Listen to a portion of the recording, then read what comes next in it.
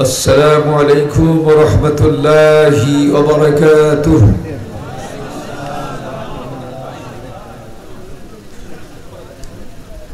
الحمد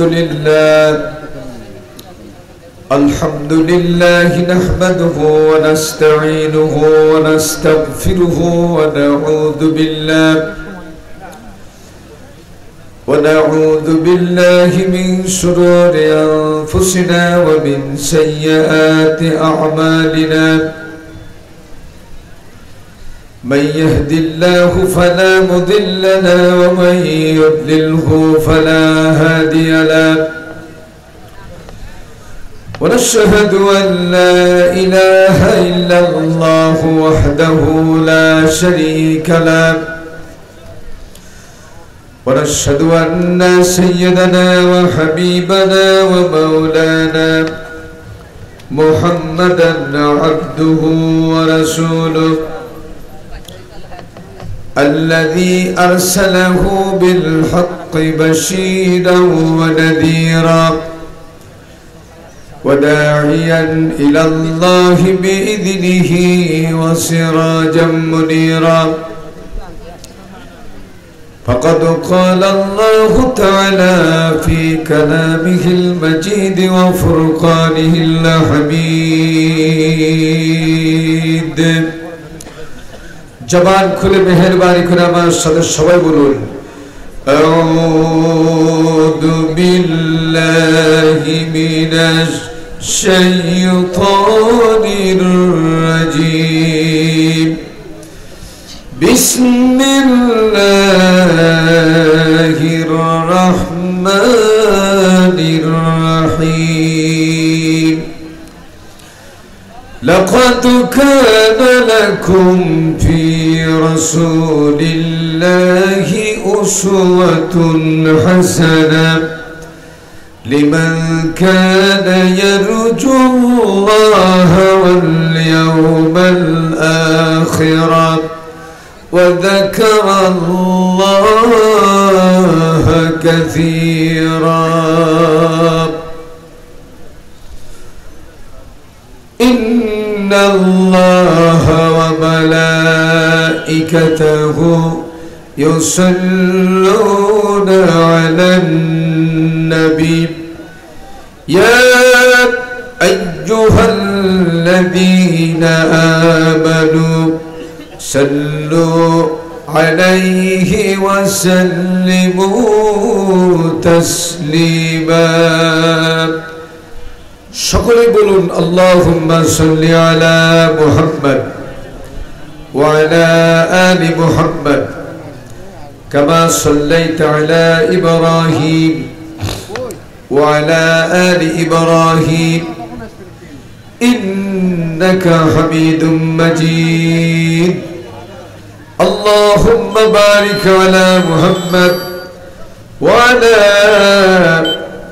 আলি মুহাম্মদ كما باركت على إبراهيم وعلى آل إبراهيم إنك حميد مجيد. বাংলাদেশের ঐতিহ্যবাহী সাজানো গোছানো বিভাগীয় শহর রাজশাহী, রাজশাহী জেলার অন্তর্গত বাগমারা থানাধীন ডাক্তার যুব সমাজ কর্তৃক আয়োজিত দ্বিতীয় বার্ষিকী একদিনব্যাপী ঐতিহাসিক তাফসীরুল কোরআন মাহফিলের স্বনামধন্য সভাপতি, আল্লাহ তাআলা যাকে মক্কাতুল মুকাররমা মদিনাতুল মুনাওয়ারা জিয়ারত নসিব করেছেন, সৌভাগ্যবান ব্যক্তিত্ব আমার আরাফাতি ভাই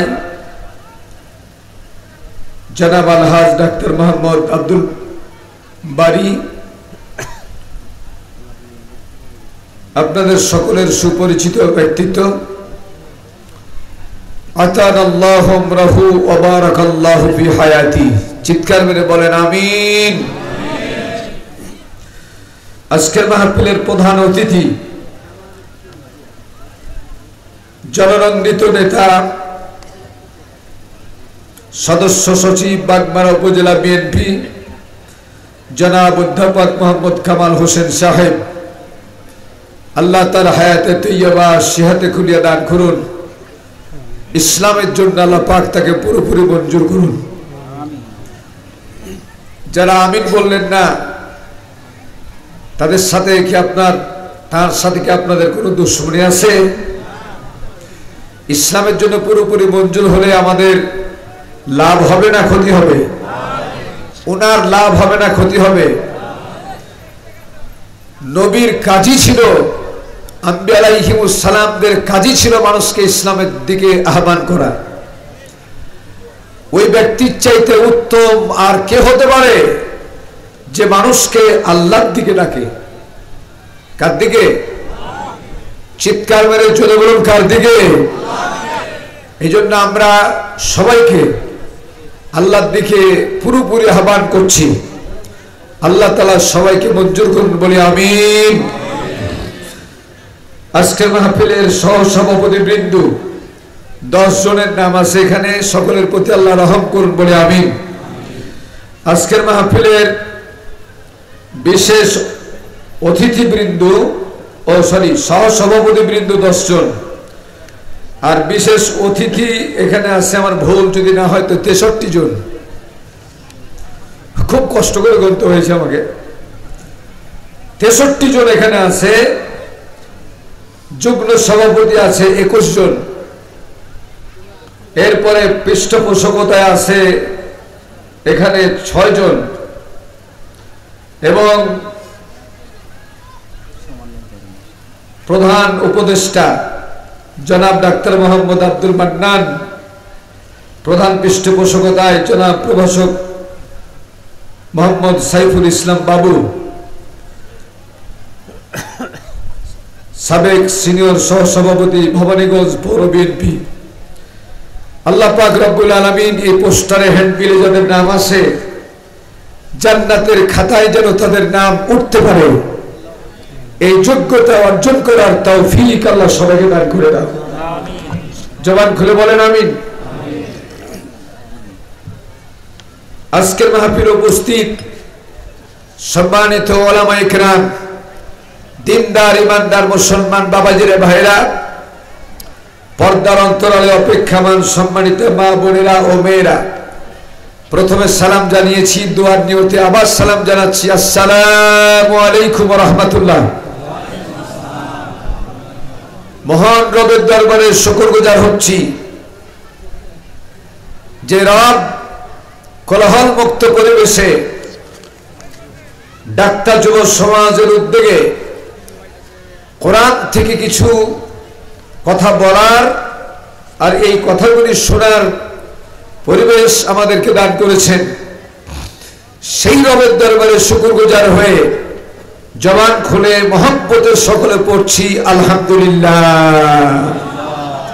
বলছি রব্বানা লাকাল হামদ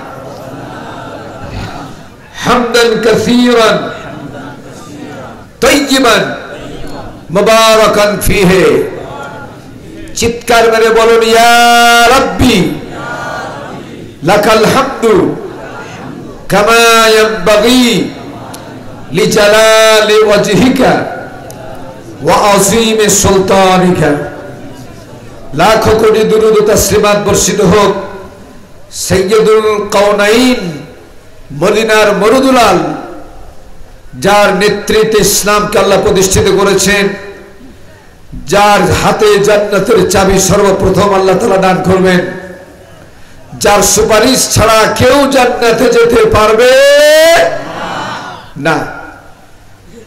সেই নবীর উম্মত হতে পেরে খুশি না নারাজ? খুশি হয়ে আবার বলছি আলহামদুলিল্লাহ। সেই নবীর প্রতি অসংখ্য দুরূদ ও সালাম বর্ষিত হোক, তাসলিমাত বর্ষিত হোক, পড়ি সাল্লাল্লাহু আলাইহি সাল্লাম। আবারও বলি সাল্লাল্লাহু আলাইহি সাল্লাম। মাগরিবের পর থেকে পর্যন্ত বিভিন্ন আলেম ওলামার জবান থেকে অত্যন্ত তাৎপর্যপূর্ণ গুরুত্বপূর্ণ কথা আপনারা শুনেছেন। মাইকের সাউন্ড অত্যন্ত ভালো, তবে আমি করজোরে একটু অনুরোধ করছি মাইকওয়ালাকে সঙ্গত কারণে গত রাত্রে এইরকম ফ্যান, এমন একটা ফ্যান দেওয়া হয়েছিল, আমার যখন শরীর ঘেমে তলবলে হয়ে গেছিল, 10 মিনিটের ভিতরে গলার অবস্থা একেবারে আল্লাহ ভালো জানেন। তো মাইক আবার অত্যন্ত ভালো, এবং বাগমারায় যতগুলি প্যান্ডেল সাজানো হয় আমার মনে হয় সর্বপ্রথম এবং ফার্স্ট হবে এই প্যান্ডেলটা ইনশাআল্লাহ, আলহামদুলিল্লাহ বলি। কোথাকার প্যান্ডেল আমি জানি না, এবং মাইক সেটিং অত্যন্ত সুন্দর। গত কয়েকদিন আগে এসেছিলাম এক প্রোগ্রামে, সেইখানে ভালোই ছিল, কিন্তু মাইকের সেটিং ভালো ছিল না।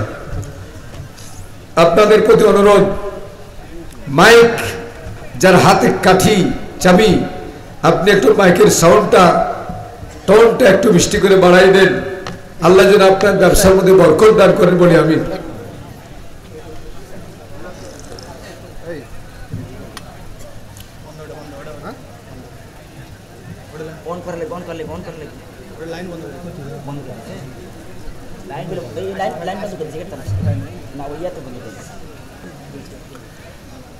কতগুলি কারণে খুশি, এজন্য সাবজেক্টটা আপনাদের মাঝে আমি আলোচনা করব ইনশাআল্লাহ।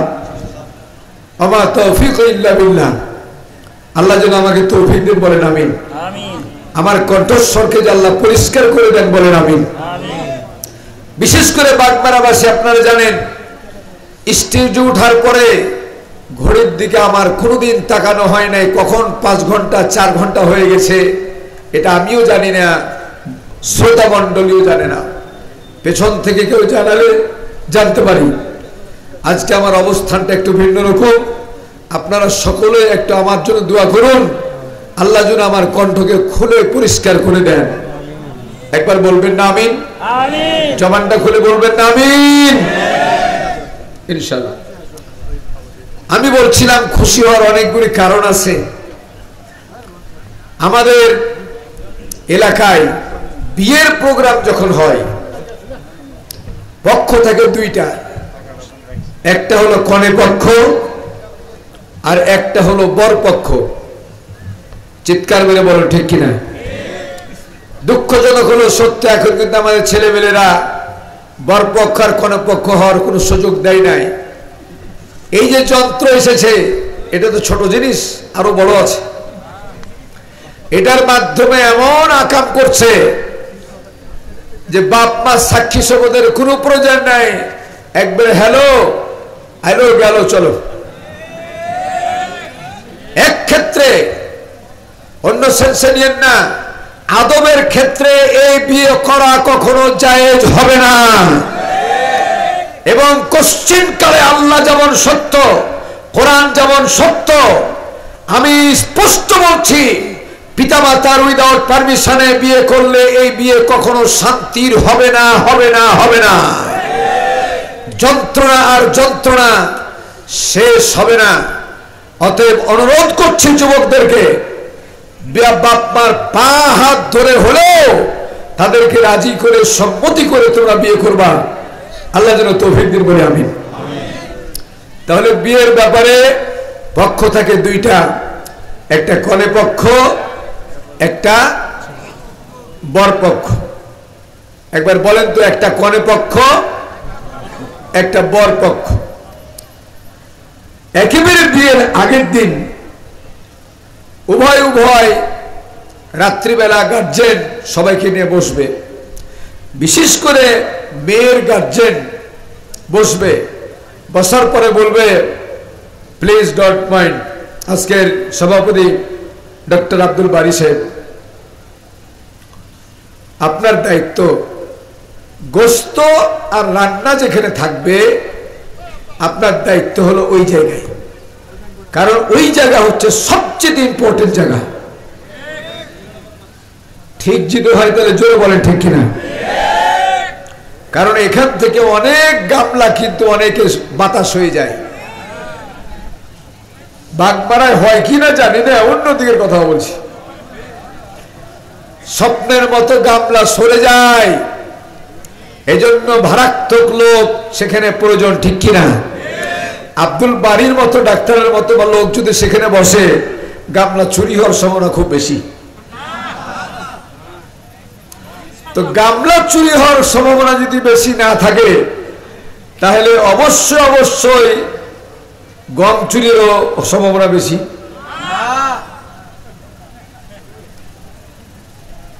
আজকে আমাদেরকে বাংলাদেশে এটা শুনতে হয়, 10 টাকা কেজি যে একটা কার্ড আছে না, কি কার্ড বলে, ভিজিপি কার্ড না কি কার্ড বলে, আমি শুনেছি, দেখিনি, কিন্তু আল্লাহ মাফ করুক, আমি শুনেছি এই কার্ডটাও চুরি করে। বাংলাদেশ গোটা পৃথিবীর বৃহত্তম মুসলিম কান্ট্রি, তাতে কোনো সন্দেহ নাই, কিন্তু আর একটা শব্দ আপনারা জানেন না, গোটা পৃথিবীর ভিতরে বাংলাদেশ সবচেয়ে বড় চোরের দেশ। বাংলাদেশ হচ্ছে সর্বোচ্চ মুনাফিকের দেশ। কষ্ট পাচ্ছেন? কষ্ট পাচ্ছেন?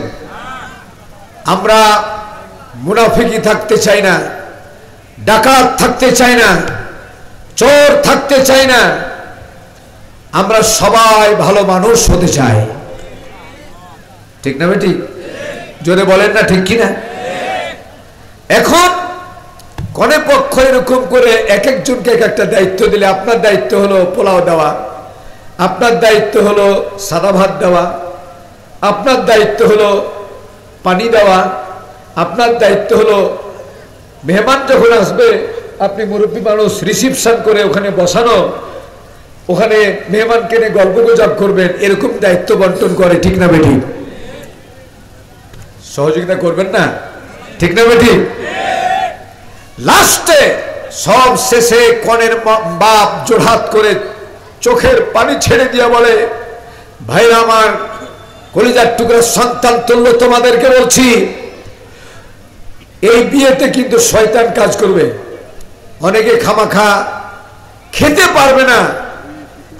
পারবে না, তারপরে বলবে আমার বিয়েতে যাতে খানা কমে যায়, গোস্ত কমে যায়, এজন্য কি করবে, গোস্ত এটা আমার পক্ষ থেকে নাও, আমার পক্ষ থেকে নাও। যিনি গামলা যার হাতে, তিনি বলবে আমার পক্ষ থেকে নাও। গোস্তের বালতি তোমার বাবার না, তোমার পক্ষ থেকে যাওয়া জায়েজ নয়। যতটুকু খেতে পারবে ততটুকুই তাকে দেওয়া উচিত, চাপানো উচিত না। এটা হারাম, চাপানোটা হারাম। এজন্য অন্য কোনো বিষয়ে শয়তানের ভাই বলা হয় নাই, অন্য কোনো চুরি করার ব্যাপারে শয়তানের ভাই বলা হয় নাই, ডাকাতি করার ব্যাপারে শয়তানের ভাই বলা হয় নাই। কেবলমাত্র অপচয়কারী যারা, তারাই শয়তানের ভাই। ঠিক না বেঠিক? জোরে বলেন না ঠিক না বেঠিক? এই জন্য ভালো করে তাকান এদিকে। বরপক্ষের লোকেরা, তৃতীয় নাম্বার কথা হলো, বরপক্ষের লোকেরা ওরা বলবে, বাপ বলছে, মেয়ের বাপ বলছে, অনেক সময় খাবার উল্টে ফেলে দিবে, থালি ফেলে দিবে, কারণ উদ্দেশ্য হলো যে একটা ঝগড়া লাগুক, এই ঝগড়ার মাধ্যমে যেন বিয়েটা যাতে তছনছ হয়ে যায়। এরকম ঘটনা ঘটে না? ঘটে না? এরকম ঘটনা ঘটে না? বাপ দিকে লোক কথা বলে না, বলে ঘটে না? ঘটে। এই জন্য কনের বাবা বলে, 1 গামলা 2 গামলা সব ফেলে দে। জোড়হাত করে বলছি, একটা বড় কথা বলবো না, সব শেষ নাম্বার কথা, ততক্ষণ পর্যন্ত কনে পক্ষের, আমার পক্ষের লোকেরা খেতে বসবে না, যতক্ষণ পর্যন্ত বর পক্ষের লোক একটা খেতে বাকি থাকবে। কারণ বরপক্ষের লোকেরা একটা খেতে যদি বাকি থাকে, সারা জীবন আমার মেয়েকেও শুনতে হবে তোর বাপের বাড়িতে গিয়ে বিয়ের দিন খানা পর্যন্ত খেতে পাই নাই। ঠিক না বেঠিক? অতএব এই দুর্নাম যাতে না হয়, এই জন্য প্রয়োজনে পরে আমরা নিজের মানুষ রান্না বান্না করে খেতে পারবো, কিন্তু বরপক্ষের লোকেরা এই কমপ্লেন যাতে দেওয়ার সুযোগ না পায়। ঠিক না বেঠিক? আমার ভাইরা, 50,000 সানা মিম্মা তাউদ্দুন, কিয়ামতের ময়দানে যত নবী পৃথিবীতে এসেছিলেন, সমস্ত নবীর উম্মতেরা হবে কনে পক্ষের, আর ইল্লা মুহাম্মদ সাল্লাল্লাহু আলাইহি ওয়াসাল্লাম, কেবলমাত্র মুহাম্মদ সাল্লাল্লাহু আলাইহি ওয়াসাল্লাম উম্মতেরা হবে বর পক্ষের। ততক্ষণ পর্যন্ত অন্য কোন নবী তো নবীর উম্মত তো দূরের কথা, অন্য কোন নবী পর্যন্ত সিরিয়াল পাবে না যতক্ষণ পর্যন্ত আখিরি নবীর একটা উম্মতের হিসাব নিকাশ বাকি থাকবে। চিৎকার করে জোরে বলেন সুবহানাল্লাহ। আমরা সকলেই হতে চাই নবীর পক্ষের, অর্থাৎ বরপক্ষের লোক। যারাই নবীর পক্ষের, বিশ্ব নবীর পক্ষের লোক যারা, তারা সবাই বরপক্ষের। তারা কার পক্ষের? জোরে বলেন না, কার পক্ষের? বরপক্ষের লোক কারা কারা হতে চান একটু হাত করে সে কই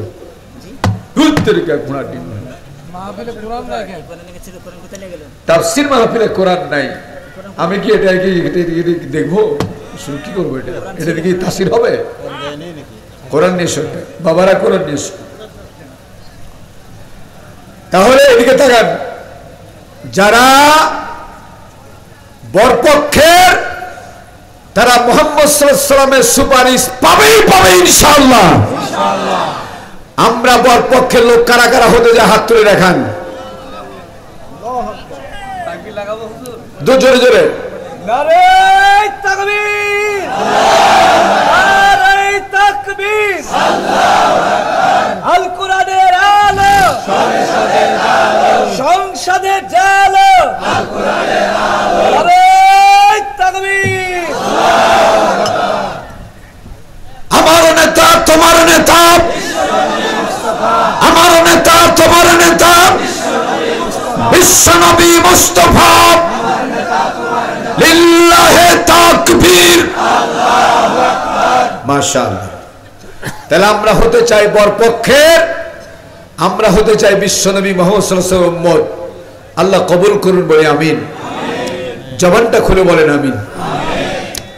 এখন কেন হতে চাই, কারণগুলো একটা একটা করে 10টা কারণ আমরা আলোচনা করব ইনশাআল্লাহ। আয়াতটা সম্পর্কে একটু বলে নেই। আয়াতটা আল্লাহ পাক বলছেন, আউযু বিল্লাহি মিনাশ শাইতানির রাজীম, বিসমিল্লাহির রাহমানির রহিম। لقد كان لكم في رسول الله أسوة حسنة لمن كان يرجو الله واليوم الآخر وذكر الله كثيرا। আরেকটা বার চিৎকার মেরে বলেন আল্লাহু আকবার। যারা আল্লাহু আকবার বলেছেন অন্য আযাবে গ্রেফতার হতে পারেন। যারা আল্লাহু আকবার বলেছেন, আল্লাহর কোরআন সাক্ষী, অন্য আযাবে গ্রেফতার হতে পারেন। কিন্তু যাদের জবান দিয়ে আল্লাহু আকবার বেরিয়েছে, 1 সেকেন্ডের জন্য জাহান্নামের আগুন স্পর্শ করবে না, করবে না এবং করবে না। আল্লাহ কবুল করে বলেন আমিন। জবান খুলে বলেন আমিন। আগুন কত কঠিন কল্পনা করা যায় না। অনেক দুর্ভাগা হতভাগা আছে। আরে কালমা যখন পড়েছি, হাজার হাজার কোটি কোটি বছর জাহান্নামে জ্বালার পরেও একদিন না একদিন জান্নাত পাবো। আহা, জাহান্নামের সবচেয়ে নিম্নমানের আগুন নয়, নিম্নমানের ধোঁয়া। এই ধোঁয়াকে কোনো কোনো বর্ণনায় 300 বছর, কোনো কোনো বর্ণনায় 3000 বছর, কোনো কোনো বর্ণনায় 70,000 বছর। তাফসীর ফি জিলালিল কোরআন 2য় খণ্ড আল্লামা শহীদ সৈয়দ কুতুব রহমাতুল্লাহ আলাইহি লিখেছেন যে এই ধোঁয়াটাকে 3000 বছর নয়, 70,000 বছর আবে জামজামের পানির মতো পানি দিয়ে একে চাপা দিয়ে রাখা হয়েছিল। কারণ হলো আখেরি জামানার উম্মতেরা এত দুর্বল, তারা এই আগুনের সহ্য করতে পারবে না, তেজ সহ্য করতে পারবে না। এত নরমাল আগুন, চেরাগে যদি আপনি 1 মিনিট হাত দিয়ে থাকেন, এটা কি সম্ভব? ভাই জোরে বলে, এটা কি সম্ভব? চেরাগের মধ্যে আগুনে 1 মিনিট আপনি হাত দিতে পারবেন না। জাহান্নামের আগুনে জ্বলতে চান 1000 বছর, এর চেয়ে আহাম্মক আর হতে পারে? জোরে বলেন, আর হতে পারে? এই জন্য আমরা আশা করব, সর্বোচ্চ বড় বড় আশা করবেন।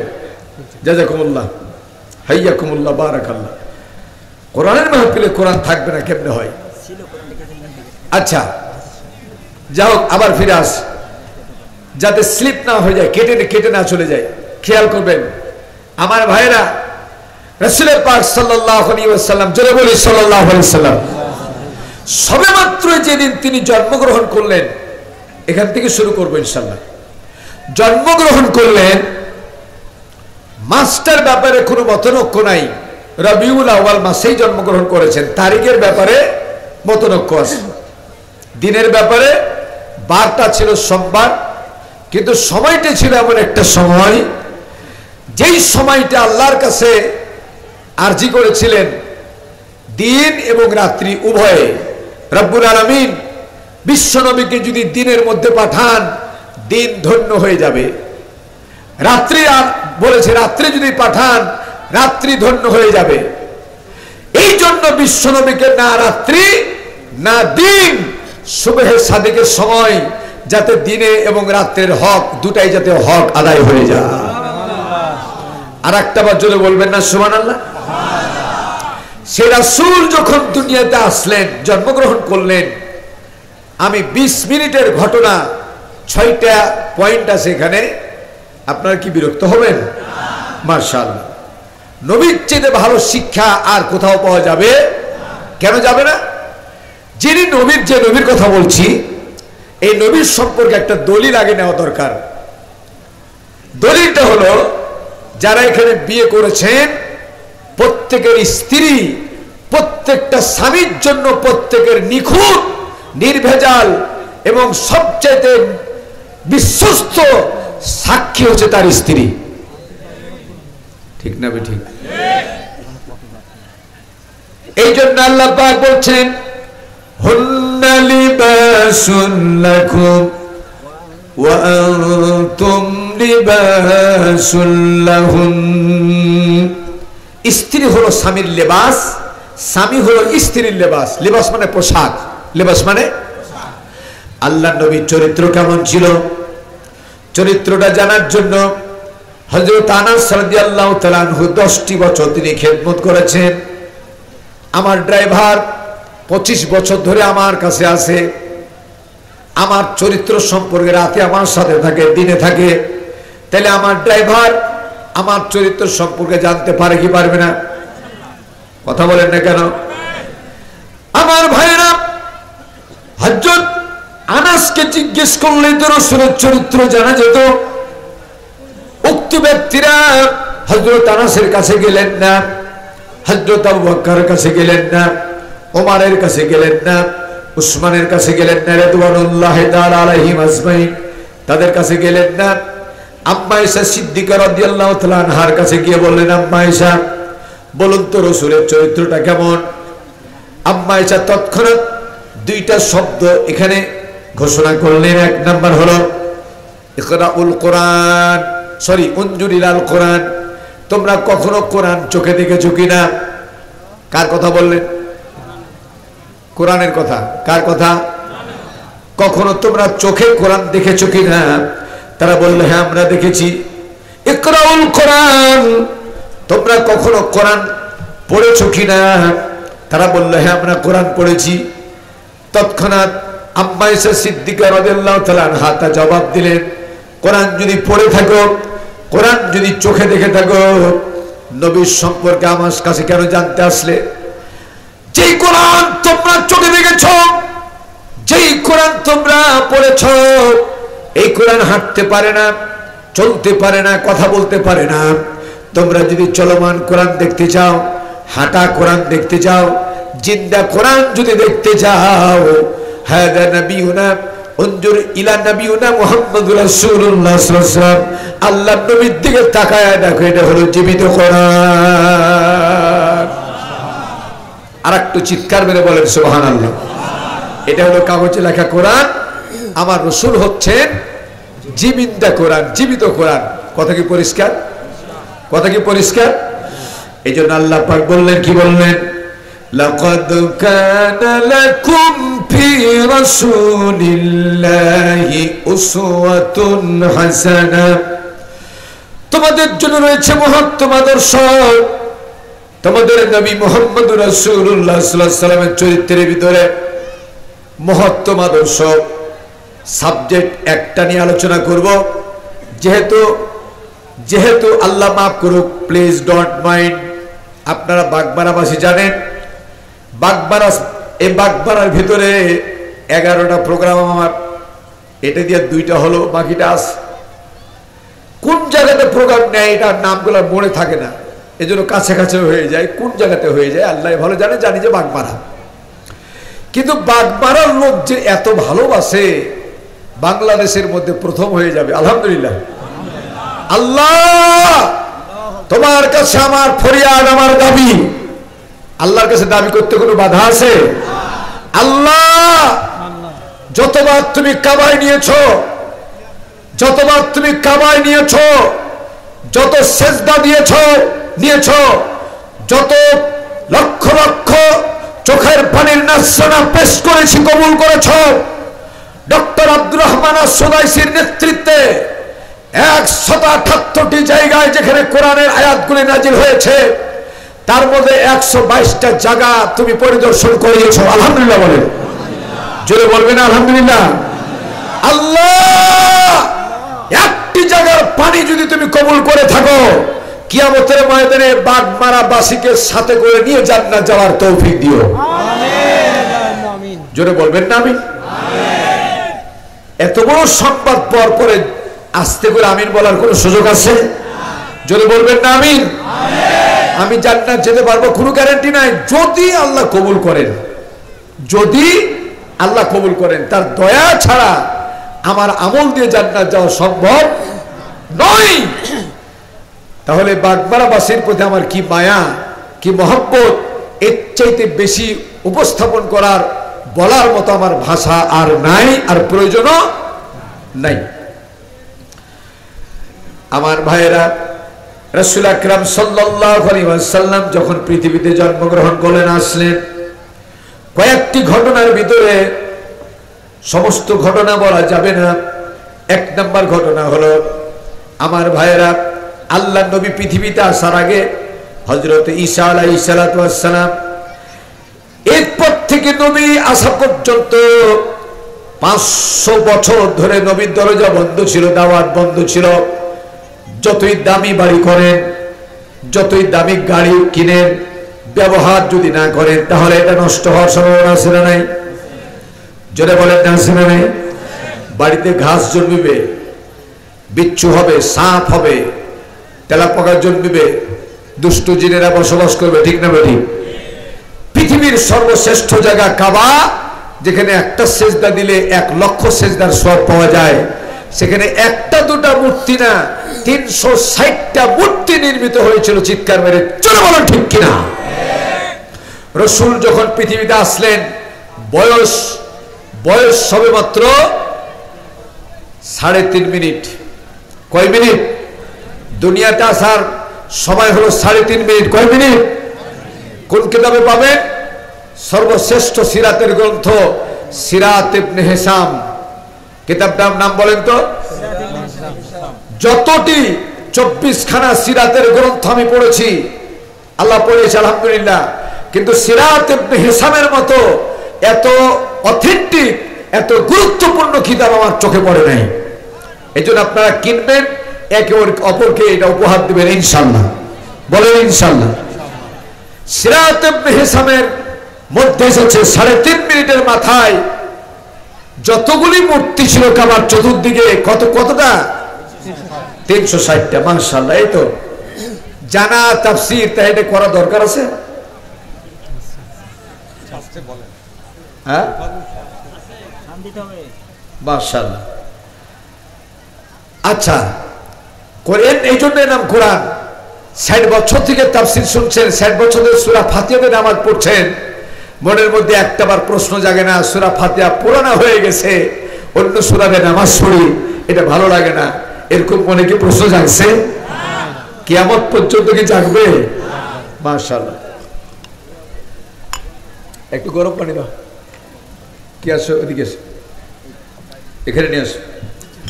আমি একটু গরম পানি খাচ্ছি, মনে কিছু নিয়েন না, কষ্ট নেবেন। মাশাআল্লাহ। রাসূলের 3.5 মিনিটের মাথায় মূর্তি বিনাশ সাধন হয়ে গেল, ভেঙে গেল, 4টা মূর্তি দাঁড়িয়ে থাকলো। আমি এমনি বলি নাই, মারাত্মক এর মধ্যে একটা ইঙ্গিত আছে। ইনশাআল্লাহ বলেন ইনশাআল্লাহ, এটাতে আপনাদের উপকার হবে। 3.5 মিনিটের মাথায় লাত, মানাত, উজ্জার, হুবল এটা দাঁড়িয়ে থাকলো, কিন্তু তাদের শরীর ফেটে চৌচির হয়ে গেল, আর বাকিগুলা মাটির সাথে মিশে গেল। এই সময় আবু লাহাব, রাসূলের আপন চাচা, আবু লাহাবের কাজের একটা দাসী ছিল, অনেক বক্তা রেকর্ড আমি শুনেছি, অনেক নাম বলেন, ভালো করে শুনে রাখেন, জানার শেষ নাই। আমি 27 খানা তাফসীর দেখে বলছি, এই কাজের দাসীর নাম ছিল সুয়াইবিয়া। একবার বলেন তো কি নাম ছিল? এই মাওলানা সাহেব কি নাম? সুয়াইবিয়া। অথেন্টিক, একবারে সিরিয়াসলি বলছি, অনেকে অনেক নাম বলেন, 18টা নাম আমি টুকে রেখেছি, 18 জন বক্তার। এর নাম হচ্ছে সুয়াইবিয়া। আর শুধু সুয়াইবিয়া না, আল্লাহ রাসূল পৃথিবীর জমিনে আসার পরে সর্বপ্রথম স্তন পান করিয়েছেন, দুধ পান করিয়েছেন এই সুয়াইবিয়া। সুবহানাল্লাহ বলেন, আর একটা বার জোরে বলেন সুবহানাল্লাহ। সুয়াইবিয়া দুধ পান করার পরে বাইরে গিয়ে চিৎকার করে বলছে, মনিব, আবু লাহাবকে ডাকছে, মনিব আপনি এই সুসংবাদটা কি পেয়েছেন? কি সুসংবাদ?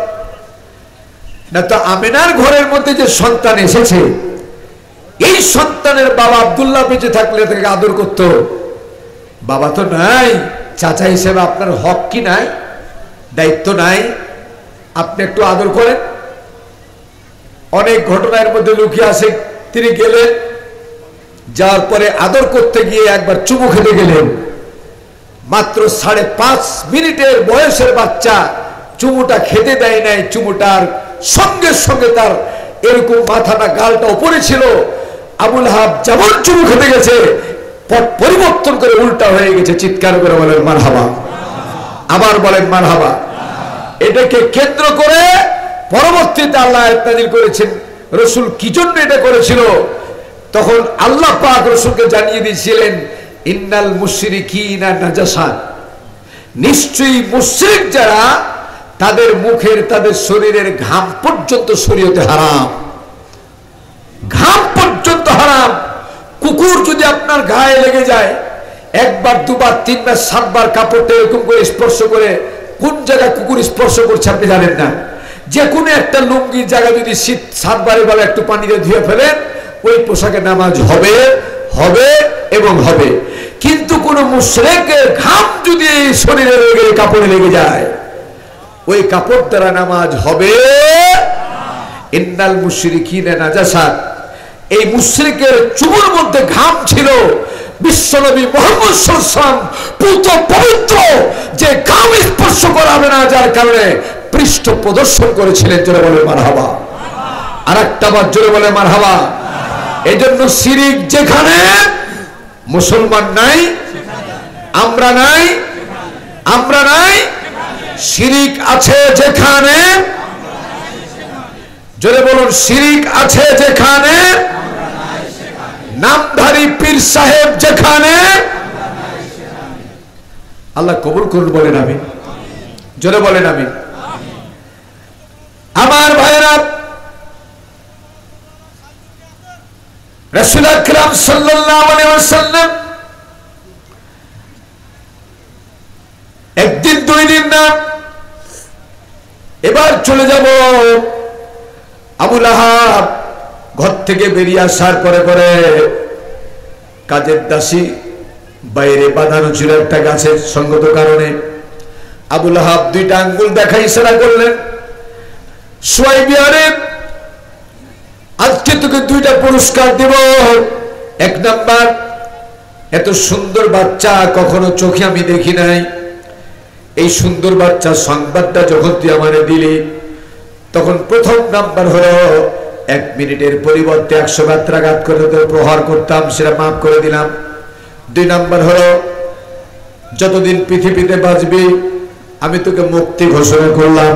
চিৎকার মেরে বলেন মারহাবা, আবার জোরে বলেন মারহাবা। এই জন্য তাফসীর ফি জিলালিল কোরআনের মধ্যে ব্যাখ্যায় 2টা পুরস্কারের কথা আছে আবু লাহাবের। 1 নাম্বার পুরস্কার হলো দুনিয়াতে, 2 নাম্বার পুরস্কার হলো কবরে। আবু লাহাবও কিন্তু পুরস্কার পেয়েছে কবরে এবং দুনিয়াতে। দুনিয়াতে পুরস্কারটা কি? তার ইন্তেকালের 2 মাস পূর্বে শরীর থেকে এত দুর্গন্ধ বের হয়েছিল, গ্রামের লোকেরা তাকে আর রাখে নাই, কমপক্ষে 5 থেকে 7 মাইল দূরে ফাঁকা জায়গায় জঙ্গলে ফেলে এসেছিল। কিন্তু 3 মাস পর্যন্ত বেঁচে ছিল। কেমনে বেঁচে ছিল? যখন সে ক্ষুধা লাগতো, এই যে 2টা আঙ্গুল দেখে বলেছিল সুয়াইবিয়ারে একদম তোকে আমি মায়ের ক্ষমা করলাম। এই জন্য এই আঙ্গুলটা যখন মুখে দিত তখন এই আঙ্গুলের ভিতর থেকে দুনিয়ার কোনো খাবার না, আল্লাহ তাআলা নবীর সম্মানার্থে জান্নাতি খাবার সরবরাহ করে দিতে। আর একটা বার জোরে বলেন সুবহানাল্লাহ। 2 নাম্বার কবরের একটা পুরস্কার দেওয়া হয়েছিল। আপনারা বলবেন কাফেরকে আবার কবরে সুখ কেন দিবে? তাফসীর ফি জিলালিল কোরআন এই কিতাবে এসেছে সারা বছর জাহান্নামের আগুন প্রচন্ড বেগে জ্বলে তার কবরে, কিন্তু একদিন 1 মুহূর্তের জন্য তাকে মাফ করে দেওয়া হয়। যেদিন বিশ্বনবী মুহাম্মদ সাল্লাল্লাহু আলাইহি ওয়াসাল্লামের সম্মানার্থে সুয়াইবিয়াকে ক্ষমা করেছিল, এই 2টা আঙ্গুল দেখিয়ে ক্ষমা ঘোষণা করার কারণে ওই সোমবারের সেই দিনের জন্য জাহান্নাম এবং কবর আযাব আল্লাহ তার জন্য মওকুফ করে দিয়েছিলেন। আর একটা বার জোরে বলবেন না সুবহানাল্লাহ। এই কথা দ্বারা আমি প্রমাণ করতে চাই একজন কাট্টা কাফের রাসূলের সম্মান করার কারণে 2টা মুহূর্ত যদি তাকে সম্মান, জান্নাতি খাবার এবং জাহান্নাম বন্ধ, আযাব বন্ধ হয়, আল্লাহর কোরআন সামনে নিয়ে বলছি আমরা যদি রাসূলের খাঁটি উম্মত হতে পারি, আমরা 1 ঘন্টা নয়, 1 মাস নয়, 1 বছর নয়, রাসূলের উম্মত যদি হতে পারি, একটা সেকেন্ড আমরা জাহান্নামে যাব না ইনশাআল্লাহ। আল্লাহ কবুল করুন, বলেন আমিন। চিৎকার মেরে জোরে বলেন আমিন। 3 নম্বর পয়েন্টে চলে যায়। আল্লাহ নবী যখন নবুয়ত পেলেন, নবুয়তের প্রথম বছরে আল্লাহ নবীকে সাহাবীরা প্রশ্ন করলেন 2টা। কয়টা প্রশ্ন করলেন? জোরে বলেন। একটা প্রশ্ন হলো ইয়া রাসূলুল্লাহ মা হুয়াল বুইস্তু, বুখারী বর্ণনা এসেছে মা হুয়াল বুইস্তু, হে রাসূল আপনাকে কি কি মিশন নিয়ে, কি কি দায়িত্ব নিয়ে পৃথিবীতে আল্লাহ প্রেরণ করেছেন? আপনাদের কি সমস্যা হচ্ছে? খারাপ লাগছে? আমার যদি খুব খারাপ লাগে তো ভালো বক্তব্য আছে একটা, অসুবিধা তো নাই। আমার ভাইয়েরা টাকা আমার দিও, এভাবে করলে আলোচনা অনেক সময় কেটে যাবে। নবুয়তের প্রথম বছরে রাসূলকে প্রশ্ন করা হলো মা হুয়াল বুইস্তু, হে রাসূল আপনাকে কি কি মিশন নিয়ে আল্লাহ পৃথিবীতে প্রেরণ করেছেন? রাসূল প্রথমত বললেন বুইস্তু লিকাসরিল আসনাম। আলেম ওলামা একটু সাক্ষী দেন। বুইস্তু লিকাসরিল আসনাম, যতগুলি দায়িত্ব নিয়ে আল্লাহ পাক আমাকে পৃথিবীতে প্রেরণ করেছেন তার প্রথম দায়িত্ব হচ্ছে মূর্তি বিনাশ সাধন করার জন্য। রাসূল এসেছেন মূর্তি ভাঙতে, মূর্তি বিনাশ সাধন করতে। অত্যন্ত দুঃখজনক হলো সত্য, এতদিন পর্যন্ত আমরা বাই হুক আর বাই ক্রুক আমাদেরকে বাধ্যতামূলক অফিসে মূর্তি রাখতে হয়েছে। ঠিক না বে ঠিক? আসতে বলছেন কেন? জোরে বলেন ঠিক কিনা? তাহলে যে লোকেরা, যে সম্প্রদায়েরা, যে হোক না কেন, যেই হোক না কেন, যারা মূর্তির সাথে সম্পৃক্ত আছে, যারা মূর্তিকে সম্মান করে, যারা ক্ষমতায় আসলে গেলে মূর্তিকে সম্মান করবে, মূর্তিকে অফিসে রাখবে, আল্লাহ রসুলের সাথে রসুল আসলেন মূর্তি ভাঙতে, মূর্তি বিনাশ সাধন করতে, তাহলে মূর্তি আমরা কখনো অফিসে রাখতে পারবো? পারা যাবে? পারা যাবে না অফিসে, তাহলে মোড়ে রাখা যাবে? রাখা যাবে? তা আপনারা অনেকে মূর্তি কিন্তু ঘরে রেখেছেন, ঘরে ঘরে রেখেছেন, ওয়ার্ড্রপে মূর্তি, আলমারিতে মূর্তি, শোকেসে মূর্তি, আছে না নাই? আছে না নাই? এই মূর্তি রাখা যাবে? ভাইরা সহযোগিতা করেন, মূর্তি রাখা যাবে না। মূর্তি যদি আপনার ট্র্যাডিশন হয়, মূর্তি আপনার যদি কৃষ্টি কালচার হয়, তাহলে আপনি রসুলের সাফাত কখনো পাবেন না, পাবেন না এবং পাবেন না। দুই নাম্বার ইয়া রাসূলুল্লাহ, হযরতে মা হালিমাতুস সাদিয়া, পুরো ঘটনা বলছি না, তাকে যখন নিয়ে গেলেন বাড়িতে, গোসলাত করার পরে তিনি একটা প্ল্যান করলেন, প্রোগ্রাম করলেন, কর্মসূচি করলেন। কর্মসূচি ছিল ফজর থেকে শুরু করে জোহর পর্যন্ত আমার ডান স্তনটা এই বাচ্চাটাকে পান করাবো। আমি বুঝাতে পেরেছি? ভাই বাম দিকে যারা চেয়ারে বসে আছেন তারা আমার কথা বুঝতে পারছেন? পারা যায়? আমাকে দেখতে পান না? না, অবশ্য খুব চেহারাটা আমার দেখার মতো নয়, তবে নাক নকশা খুব খারাপ না, আলহামদুলিল্লাহ। বলি আলহামদুলিল্লাহ। আমার ভাইরা,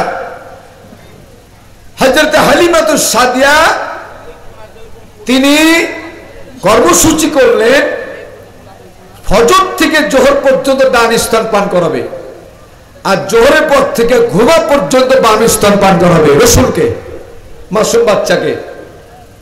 কথা পরিষ্কার? আল্লাহর নবীকে যখন হালিমাতুস সাদিয়া ডান স্তন পান করান, তখন নির্বিঘ্নে নিশ্চিন্তে তিনি দুধ পান করেন। বাম স্তন একটা সেকেন্ডের জন্য স্পর্শ করেন না। তিনি কবিরাজের কাছে গেলেন, ডাক্তারের কাছে গেলেন, যার কাছে যেই বলছে তার কাছে গেলেন, না জানি জাদু লেগেছে, ভূতে ধরেছে, বাতাস লেগেছে, যে যে বলে তার কাছে চলে যান। সারা দুধ পান করার সময় পুরোপুরি কাটিয়ে দিলেন, কিন্তু বিশ্ব নবী মুহাম্মদুর রাসূলুল্লাহ সাল্লাল্লাহু আলাইহি ওয়াসাল্লাম বাম স্তনে মুখ লাগালেন না। নবুয়তের প্রথম বছরে দ্বিতীয় নাম্বার প্রশ্ন করলো, ইয়া রাসূলুল্লাহ, মা হালিমাতুস সাদিয়ার বাম স্তনে মুখ কেন দেন নাই?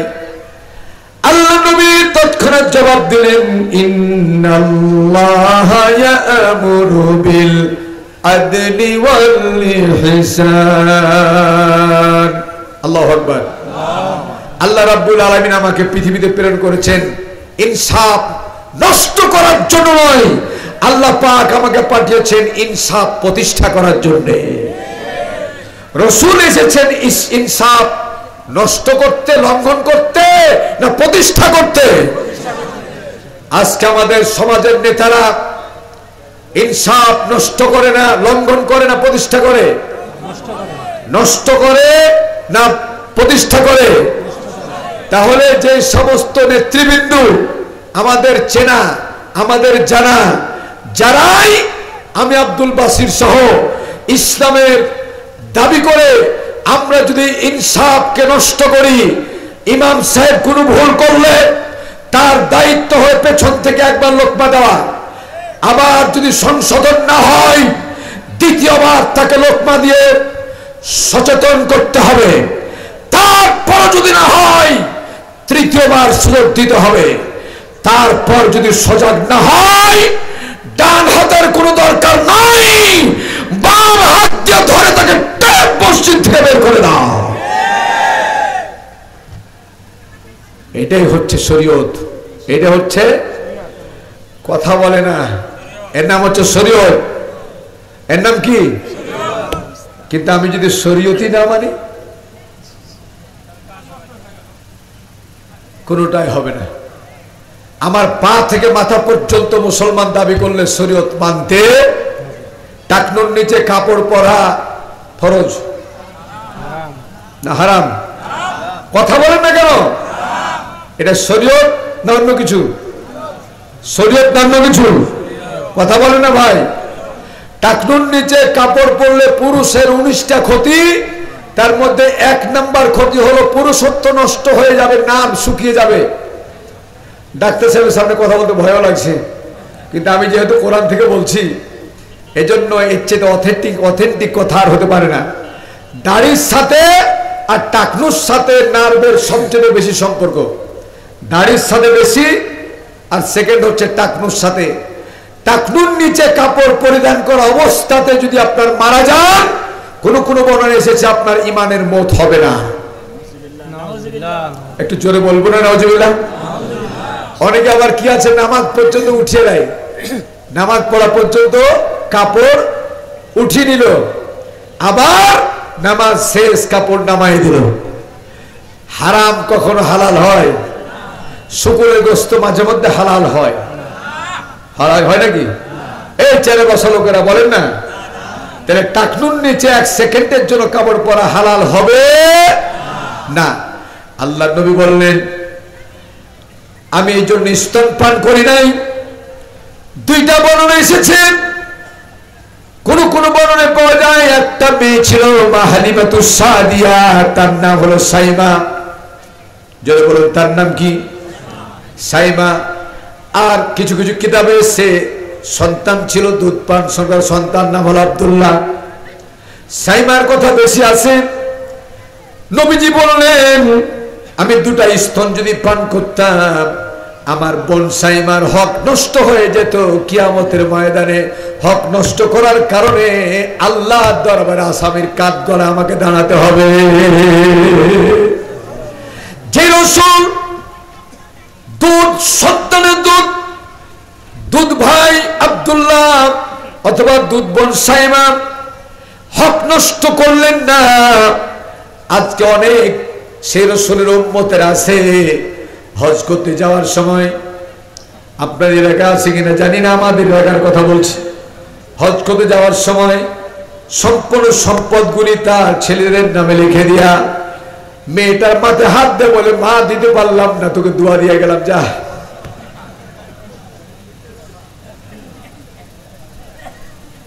এই হারামখোরের হজ হবে? হজ হবে? নামাজ হবে? যাকাত হবে? কোন ইবাদত কবুল হবে? ইচ্ছাকৃত হক নষ্টকারীর কোন ইবাদত কবুল হবে না, না এবং না।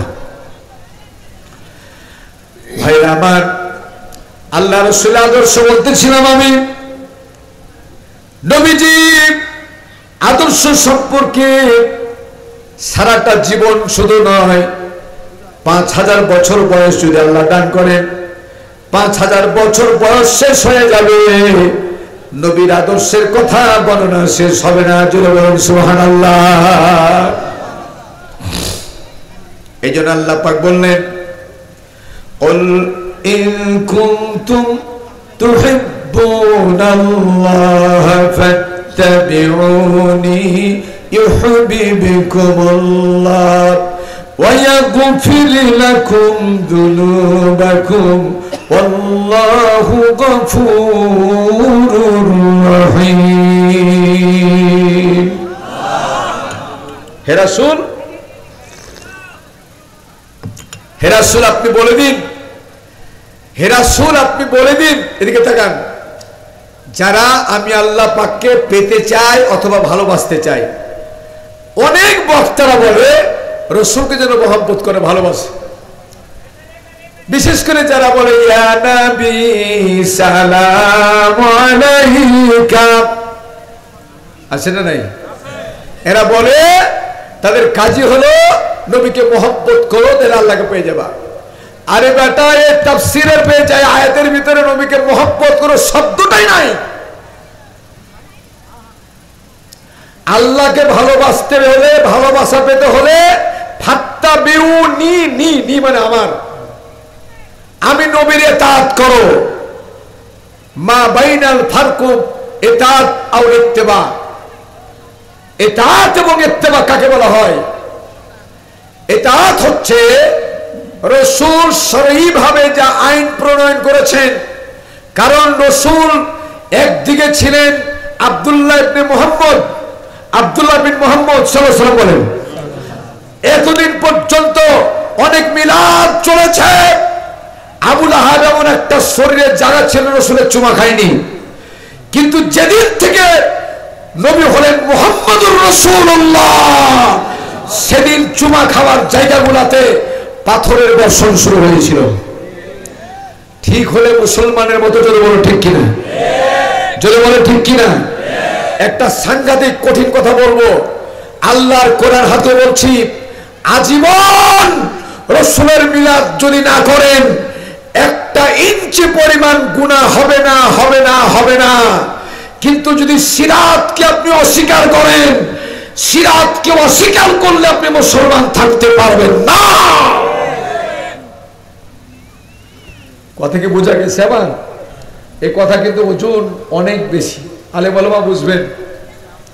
সিরাত হচ্ছে আইন, সিরাত হচ্ছে বিধান, সিরাত হচ্ছে সংবিধান, আর মিলাদ হচ্ছে রাসূলের কিভাবে খেতেন, কিভাবে চলতেন, কিভাবে হাঁটতেন, কিভাবে লবণ খেতেন খাওয়ার আগে। আপনারা তো সবাই খান না, খাওয়ার পরে মিষ্টি খান না, তাতে কি গুনাহ হবে? কথা বলেন না কেন? তাতে কি গুনাহ হবে? এখন দেখেন, নামাজ আকিমুস সালাহ, নামাজ প্রতিষ্ঠা করো, কিন্তু 5 ওয়াক্ত নামাজ যেভাবে আদায় করতে হবে এটা কিন্তু কোরআনে বর্ণনা করা নাই। কোন ওয়াক্তের কথা নাম আছে, ফজর আছে, আছে, কিন্তু এত সময় থেকে এত সময় পর্যন্ত ফজর, তারপরে আর জোহর, তারপর আসর, এটা নাই। এটা আছে হাদিসের ভিতরে, ঠিক না বেঠিক? কথা বলতে হবে, ঠিক না বেঠিক? তাহলে রাসূলের মহব্বতে, ভালোবাসায়, রাসূলের আইন প্রণয়নকে উপেক্ষা করে কেউ যদি মাগরিবের নামাজ 3 রাকাতের জায়গাতে 7 রাকাত 5 রাকাত পড়েন, আপনি তো বেশি পড়লেন, তাহলে কি গুনাহ হবে না? কি হবে? কি হবে? গুনাহ হবে। কেন গুনাহ হবে? যে আপনি এখানে শরীয়ত লঙ্ঘন করলেন, ঠিক না বেঠিক? কথা বলেন না জোরে। শরীয়ত লঙ্ঘন করার কারণে 5-7 রাকাত নামাজ পড়ে কোনো উপকার আসবে না। আল্লাহর নবীর নিয়ম ছিল, আবার চলে যাই সিরাতে ইবনে হিশাম। আল্লাহর নবীর সিস্টেম ছিল, মাগরিবের আজানের নামাজ পড়ার পরে পরে রাত্রে খানা খাবেন। জোরে করে বলুন, বলতে হবে। রাসূল রাতের খাবার কখন খেতেন? মাগরিব নামাজ পড়ে আপনারা খান, মোবাইল দেখতে দেখতে রাত্রি 11টা বেজে যায় খাবার খেতে। কথা বলে ঠিক কিনা? ঘুমানো যাওয়ার 3 ঘন্টা আগে রাসূল খানা খেতেন, মাগরিবের পর রাত্রের খানা খেতেন। আর এসা নামাজ পড়ে কোনো কথা বলতেন না, কোনো কাজ সামনে হাতে রাখতেন না, সরাসরি বিছানায় চলে যেতেন। সিরাত ইবনে হিশাম থেকে বলছি আমি, আল্লাহ নবী বিছানায় চলে গেছেন, হঠাৎ করে কে যেন এরকম একটা নক করলো, দরজা নক করলো। রাসূল আকরাম সাল্লাল্লাহু আলাইহি ওয়াসাল্লাম আধা ঘুম এসেছে, দরজা নক করা দেখে তিনি উঠে পড়েছেন। দরজার সামনে এসে দেখান দিকে 2টা দরজা হাত দিয়ে, 2টা দরজা হাত দিয়ে রাসূলের হুকুম করে দরজা ফাঁক করে দাঁড়িয়ে আছেন। দেখতে পেলেন একজন যুবক, তাগড়া যুবক দাঁড়িয়ে। রাসূল জিজ্ঞেস করলেন, মা ইসমুকা, তোমার নাম কি? আগত ব্যক্তি বলল, ইসমে জুনাইদ, আমার নাম হলো জুনাইদ। যারা বলুন নাম কি? সবাই বলেন, এক বাক্যে বলেন, আমার নাম হলো জুনাইদ। আইনা তাজহাব, কোথায় যাইবা? রাসূল বললেন, কোত্থেকে আসতেছ অথবা কোথায় যাইবা? জুনাইদ বলতেছেন, রাস্তা ভুল করে আপনার দরবারে এসে পড়েছি। আনা ইয়াহুদি, আমি একজন ইহুদি, রাস্তা ভুল করে আপনার দরবারে এসে পড়েছি। আল্লাহর নবী একটু তাবাসসুম হাসলেন, মুচকি হাসলেন, হেসে বললেন, জুনাইদ রে, আমার রবের কসম করে বলি, রাস্তা ভুল করো নাই। আল্লাহর জমিনে এর চাইতে সঠিক রাস্তা আর হতে পারে না। আল্লাহ তোমাকে সঠিক রাস্তায় কবুল করেছেন, বলেন মারহাবা। আর একটা বার জোরে বলেন মারহাবা। আপনার কি বিরক্ত হচ্ছেন? খারাপ লাগছে? আল্লাহর নবী তাকে ভিতরে ডাকলেন। সেদিন কিন্তু সমস্ত তাফসীর দেখেছি আমার সাধ্য মতো, রসুলের বাড়িতে পানি ছাড়া কোনো খাবার ছিল না। আল্লাহ রসুল মুচকি হাসলেন, যে মেহমানকে গ্রহণ করলেন। রসুল বুঝে নিয়েছেন মেহমান আসার অর্থ হচ্ছে বরকত বেড়ে যাওয়া। ঠিক না বেঠিক? যদি বলেন ঠিক না বেঠিক? আমরা কি করতাম? আমরা কি করি এখন? কিন্তু ম্যাক্সিমাম শহর এলাকায় যাদের বাড়ি গ্রামগঞ্জে মেহমানদারি করে বাগমারা থানা লোকেরা, কিন্তু শহরে যারা বাস করে আপনাকে ঠিকই গ্রামে এসে বলবে দেখা করিও যাও উঠিও, কিন্তু যেমন আপনি কল করবেন মোড়লজি নেতাজি আমি এসছি, আহারে ইমার্জেন্সি কাজে একটু আমি ঢাকা চলে এসেছি, অথচ বাড়িতে বসে আছে। আছে না নাই? কথা চলে বলেন আছে না নাই? ডাহা মিথ্যা কথা বলা লোক আছে না নাই? এর ব্যাখ্যা আর বেশি দূর যাওয়ার নাই। এই যে আমার কাছে কেরামান কাতিবিন পাঠিয়ে দিছে যে তোমার জান কবজের সময় কাছাকাছি। আমার ভাইরা, আমার বাবাজিরা,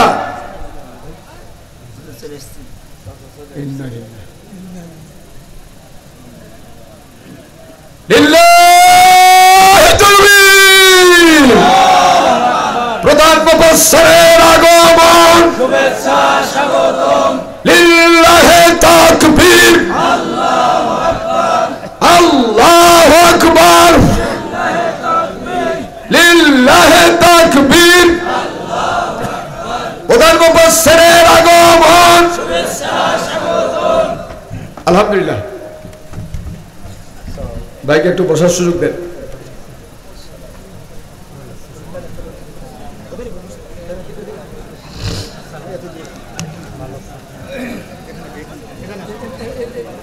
একটু বসে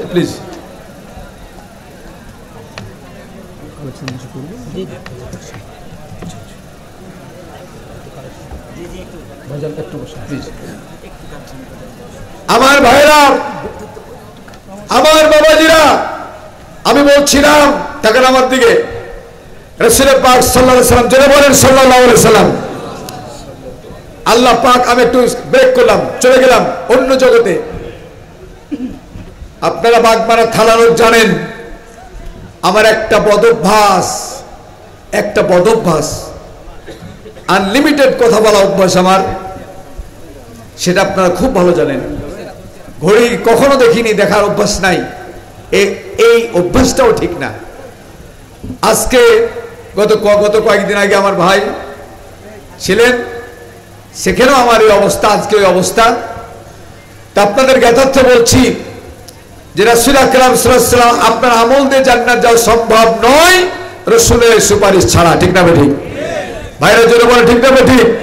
আমরা প্রথমে স্বীকার করেছি আমরা কোন পক্ষের হতে চাই না, বর পক্ষের। তখন কোরআন ছিল না, এবার কোরআন আমার কাছে এসেছে। আল্লাহর নবীর যারা উম্মত, ততক্ষণ পর্যন্ত অন্য কোন নবী সিরিয়াল পাবে না। আমরা সবাই বরপক্ষের হতে কারা কারা চাই হাত তুলে দেখান। লিল্লাহি তাকবীর। আমার নেতা, তোমার নেতা, বিশ্বনবী মুস্তাফা, আমার নেতা তোমার নেতা, কোরআন আছে যেখানে আমরা আছি সেখানে, দান সদকা যেখানে আমরা আছি সেখানে। লিল্লাহি তাকবীর। আল্লাহ কবুল করে বলেন আমিন। নবীর উম্মত বরপক্ষ হওয়ার জন্য এমনি হওয়া যাবে না, এমনিতে হওয়া যাবে না। কিছু বিষয় আছে এখানে। এক নম্বর, কোরআন হচ্ছে 30 পারা, রাসূল হলেন প্র্যাকটিক্যাল কোরআন, বলছিলাম না? এটা হলো থিওরিক্যাল কোরআন। যেটাই কোরআন সেটাই রাসূলের চরিত্র। ঠিক না ঠিক? রাসূলের চরিত্রের সঙ্গে কোরআনের কোনো পার্থক্য নেই। এই জন্য রাসূলের সাফাত, কোরআনের সাফাত পেতে হলে এই যুবকেরা, বিশেষ করে ডাক্তার যুবক সমাজের উদ্যোগে যুবকেরা এই তাফসীর আয়োজন করেছেন। এদিকে খুশি না নারাজ? কারা কারা খুশি হাত তুলে দেখান। আল্লাহ কবুল করুন, বলেন আমিন। হাত নামান যারা খুশি এবং রসুলের সাফাত বরপক্ষের লোক যারা হতে চান, 1 নম্বরে এক্ষুনি দিতে হবে তা না, আগামী মাহফিল আগা পর্যন্ত এই ময়দানের জন্য, কোরআনের জন্য, তাফসীর মাহফিলের জন্য, তাফসীর মাহফিল আবার হোক, এটা কি চাই? আমরা সবাই চাই। 1 নম্বর হাজার হাজার মানুষের ভেতর থেকে 1 নম্বরে 10,000 টাকা, বেশি না, ওখানে দিয়েছিলেন 50, আরো বেশি।